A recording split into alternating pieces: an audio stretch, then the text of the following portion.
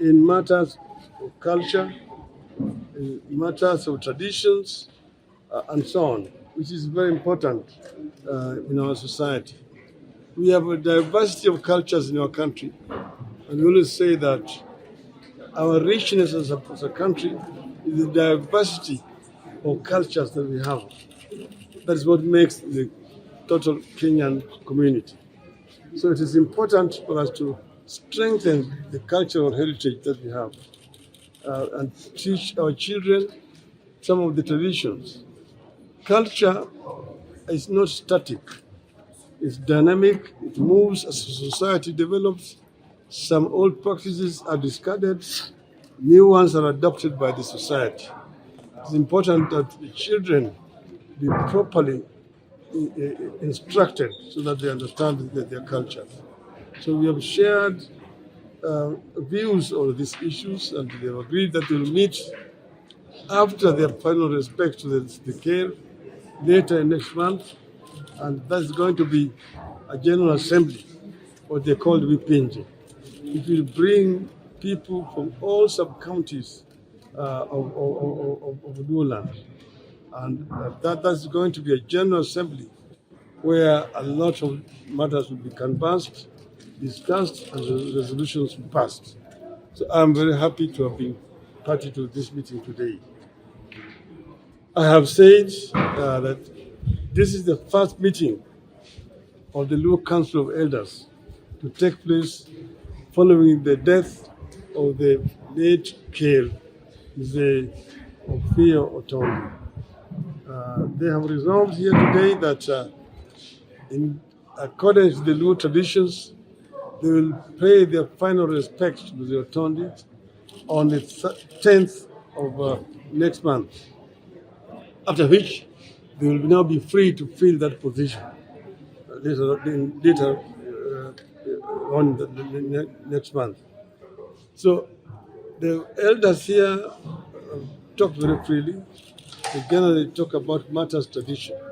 This institution is very old. The first care in the modern times was the late Jaramogi Oginga Odinga. There have been several other cares who have come in between. It is an institution that is very respected in our society, and it is not something that is taken lightly. That's why sometimes people get very surprised when media give prominence to pretenders to the throne. This is an institution, and we have got representatives from all the Luo sub-clans and communities represented in this institution. They deal with the issues like marriage, systems in our society. They deal with issues of death and burial, what are the rights and traditions. And they also deal with modern other issues of life generally. How should our people adapt to modern ways of life? How do you deal with issues like domestic violence that is costing lives to so many people? How do you deal with issues of inheritance, where widows sometimes get deprived of the wealth of their husbands after their death?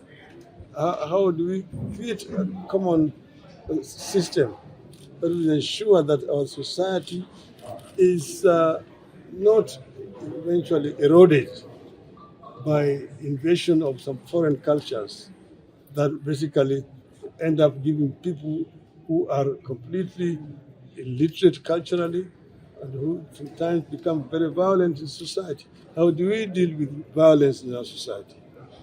And how do we deal with the issue of succession in our society? How do we modernize the ways of life in terms of productivity, in terms of land and shelter? How do you address this issue? I see that the present government is trying to deal with issues of shelter, but they're going about it the wrong way. If they sought advice from people like us, we would actually advise them how to deal with it. But that is a subject for another day. Today, just wanted to confine myself to issues of the Luo culture. and leadership of the Luo community in that regard. Thank you very much. This is Kerik, yeah?